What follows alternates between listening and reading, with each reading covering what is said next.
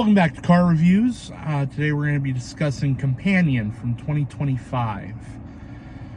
The movie stars Sophie Thatcher and Jack Quaid. It's produced by Zach Cregger, who gave us Barbarian, one of my favorite movies from 2022. Like Barbarian, it is a movie that I recommend going in as blind as possible to the plot. The official plot on IMDb says that it's when a few friends get together in a house over a weekend, they discover one of them is not who they appear to be. I think the movie was funny. It was well written. There's a lot there that I really, really enjoyed. Sophie Thatcher gives a fantastic performance, just knocks it out of the park, continuing to show why she's such a hot star on the rise. Jack Quaid is excellent in the movie. Nobody does just dorky likable like Jack Quaid. Every time I see him in a movie, I'm instantly like, Jack Quaid, love him, on board, let's go. He's a dork, let's go. I think that in the second act of the movie, it gets a little heavy-handed with its metaphor, but it's not enough to knock it down to me not liking the movie. So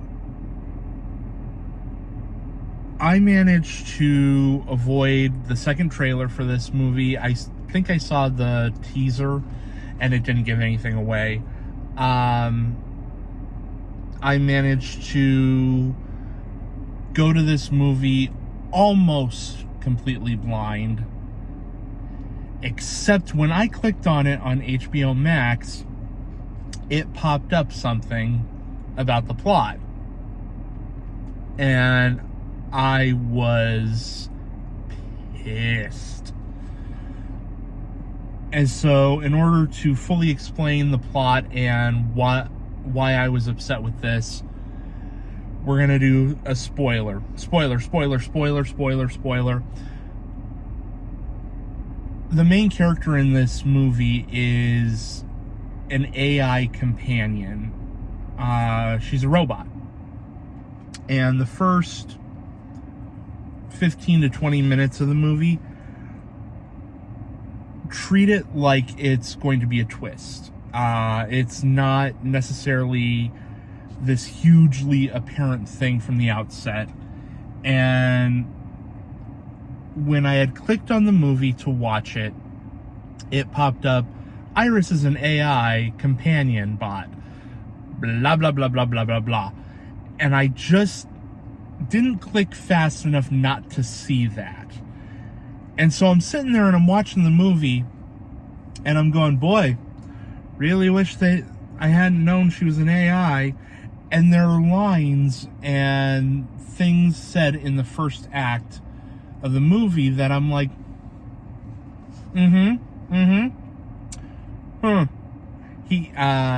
Jack Quaid has a nickname for Iris, and it's Beep Boop. And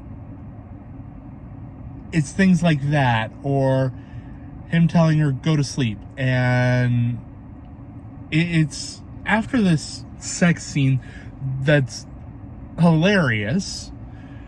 They're having this party at the house where it's a group of friends. Kat, I want to say Eli, Patrick, and the Russian. And Kat is the girlfriend of the Russian. And the Kat and Patrick and Eli are a couple. And they're sitting there at dinner, and Patrick's telling the story of how he met Eli. And has a line about how he didn't feel whole until he met him. And Iris says, I know exactly how you feel. I felt the same way when I met Jack Quaid. It has a name. I don't remember it. And I'm sitting there and I went, oh, well, okay, Patrick's a robot too. And the next scene, Kat and Iris are talking, and Iris says, I don't like you because you make me feel replaceable. And she's got a line about how she's just there for the Russian, I think his name is Sergei, how she's there for his pleasure, and how he may be married, but she's for fun. And Kat says, yeah, well, I mean, look who I'm talking to. And all of these things I'm paying attention to because I know that that Iris is a robot. And I feel like all of these things were meant to be on a rewatch where you go, oh my God, that I didn't catch that the first time. Or you sit there and you go, that's funny, you know, like you do with some movies. And I'm sitting there watching it and I'm going, okay, Patrick's a robot. Is Kat also a robot? Are they all robots? And the reason they're there is because Sergei is their creator. Because Sergei mentions something about knowing what it's like to need to get your hands dirty and all sorts of things like that. And I'm sitting there watching this movie and I'm coming up with all these theories of so-and-so's a robot, so-and-so's a robot. Where is this going? And we're still in the first act. And it cuts to this sex scene between Jack Quaid and Sophie Thatcher's character. And it's played for laughs. It's hilarious. It literally begins with the climax of Jack Quaid's character, and he just rolls off of her, and she looks... You know she didn't get hers. But she's so in love with him that, you know, it doesn't matter to her. And she's talking to him. He rolls over to go to sleep. She's talking, and Iris, go to sleep. And the scene cuts to black, moves on to the next scene, and it's the next morning. And she's going to go to the beach. She's waiting for him, and he says, no, I'm so hungover, just go without me. And Sergei comes up upon her, and he starts making advances on her, and he says something like, no, Kat said it was okay. Kat actually put the idea in my head. And he's not taking no for an answer, and it cuts to Iris coming into the living room where everybody else is, and she's covered in blood, and she's murdered Sergei. Now, the big thing is that the companion bots, it's Asimov's 3 laws of robotics. Can't harm a human, can't harm other robots, that stuff. And she's freaking out trying to figure out what's going on. And Jack Quaid, Josh, I think that's his name, says, Iris, go to sleep. And her eyes go white and she goes to sleep. And everybody is like, oh my God, your robot just murdered a man. How the hell can that happen? What the hell's going on? And it's played as this huge reveal. From what I understand, the full-length trailer gave it away. And the posters show her with white eyes. I never looked at the posters. I never saw the posters in person, or even like clicked on them when I'd see them online. I didn't get like all the details. So to me, it always just looked like she's looking off. Like sometimes you can't really see the iris and the pupil. Ha ha ha, the iris. It just is one of those things that it never clicked from any of those. So the fact that the synopsis on HBO Max gave it away. It was one of those moments where I was just like so ticked off about how movies are marketed that it hurt my enjoyment of the movie. And Zach Cregger gave us Barbarian. Barbarian was one that I had gotten the trailer for, and I thought I knew what the whole movie was. And I went to go see it in theaters, and I realized that was just the first act of the movie. And I had no idea where that movie was going, what it was actually about, anything like that. And so it's it's probably selfish on my part that I miss that. I like that. I don't want to know everything about the movie before the movie comes out. I don't want to feel like I've seen the movie. So to get into the metaphor of the movie a little bit, the movie is about toxic relationships, and it's about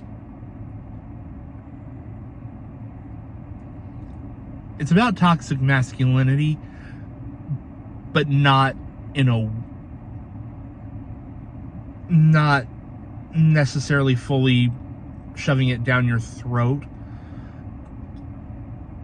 There's a few moments where I'm sitting there watching it, and I'm going, yep, you're hitting the nail on the head. I get it. Okay. I get that she is meant to be second class to him. I get it. Fortunately, I feel like the movie hit the nail on the head, went, see, that I did that, and then dropped the hammer and walked away and was like, okay, cool, let's move on, let's go. There have been plenty of movies in the past 5 years or so that I haven't enjoyed because I feel like they hit the nail on the head and then they just kept hitting the nail, going, see, look what I'm doing. I am hitting the nail on the head. I have hit the nail. Isn't that great? I am hitting the nail on the head. I get it. I get it. I get it. The thing hunting them is trauma. You don't have to keep shoving it down my throat. It was just something that kind of stuck out to me. There are jokes in there that it didn't fully register why a character was named a certain way until afterwards. I went, son of a bitch, should have got that. Patrick is a male companion bot, and he's an older model. At one point, he ends up in a policeman's uniform. Patrick was named after Robert Patrick for T2. He played the T-1000, who spends the majority of the movie wearing a policeman's uniform. So that was something that I went, okay, I should have caught that. Iris, backwards, is Siri. I wouldn't have got that. To me, the funnier joke is that she's named Iris. When she goes into sleep mode, she doesn't have irises. An extra meta joke is when Iris is delivered to Josh's apartment, he's listening to Iris by the Goo Goo Dolls. It's extra funny because Jack Quaid's mother was Meg Ryan, who was in City of Angels, which is what Iris is from. It was written for that movie. Jack Quaid.